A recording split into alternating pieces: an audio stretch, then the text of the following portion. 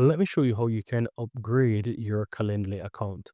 To do that, you want to log into Calendly and on the left hand side, scroll down and you'll find upgrade plan. Once you click on that, you will see the plans that are available. I'm currently in a free plan, but if I want to upgrade, I can you either choose a standard, the team, or the enterprise. You just want to select the plan, and from here you can choose okay, add seat to your description. You can choose, as many seat. It's really up to you. The more you basically change the price is the more you change the seat is the more the price is going to go up, right? So that's how you do it, right? And you can choose whether to pay monthly or yearly.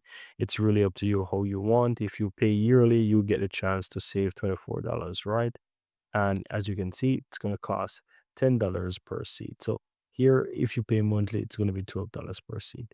And so you want to scroll down a bit and fill in the option here for payment. So that can be card. You can use even Google Pay or by bank. You fill in the details. You can even pay by PayPal as well.